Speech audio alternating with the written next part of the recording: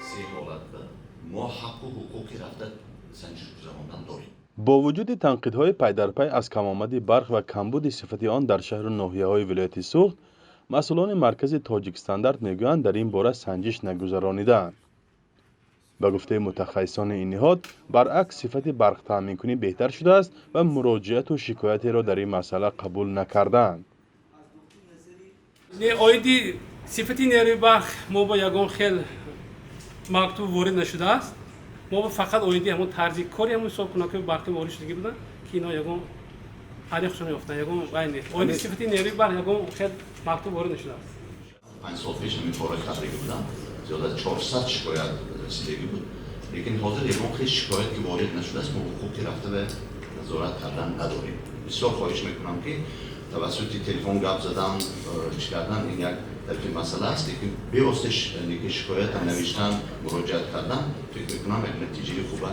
فقط ما گپ زنیم که شدت پست است یا شکایت زیاد است از کاربران این تجهیزات ها این است آن است گپ زنیم، لیکن تا به طور قانون طلب میکند که اگر شکایت نشود ما حقوق سنجش گذراندن نداریم.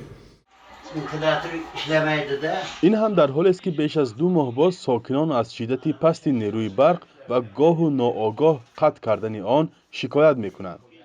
چندی از ساکنان شهر کنی بادام در صحبت ویدیویی به رادیو آزادی گفتند که بارها تجهیزات برقی روزگارداریشان از کار برآمد و یا تعمیر طلب شد. به تأکید ساکنان نواحی اطراف، بدون تجهیزات‌های برق افزاینده استفاده نیروی برق تقریبا ناممکن گردید.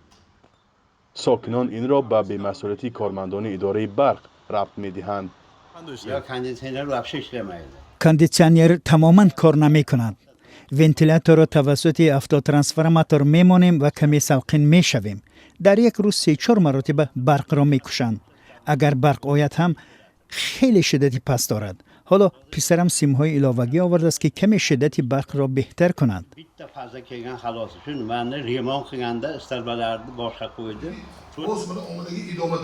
این مسئله در نشست خبری رئیس ولایت سوخت هم چالش برانگیز شد.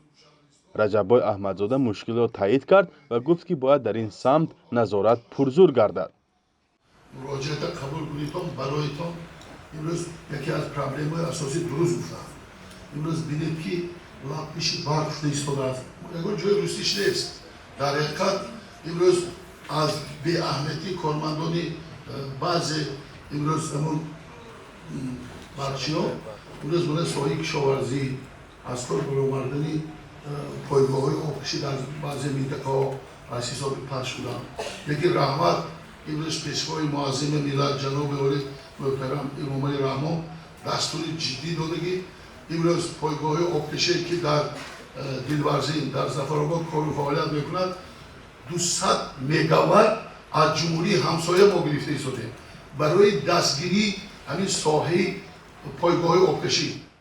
درست است در بعضی حالت‌ها کمبودی بودم، لیکن چیزی که شما محترم رئیس گفتید روز با دستور سروشوی راهبری دولت 200 مگاوات بود، امروز باز 80 مگاوات دیگر زیاد کردن. 80 مگاوات برای بهتر نبودن وضع برق تامین کنیم باز خوبتر بهتر میشه. کمبود برق در تاجیکستان یک مشکل کهنه است و با وجود وعده‌های زیاد مقامات آن تا حال برطرف نشده است.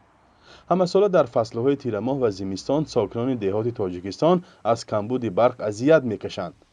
مقامات عیب را گاه به تعمیر و گاه به کمبود آب در آب انبارها ربط می‌دهند. اما شبهه و گمان‌ها به این حرف‌های مقامات زیاد است. فرزان محمدی، رادیو آزادی، شهر خوجند.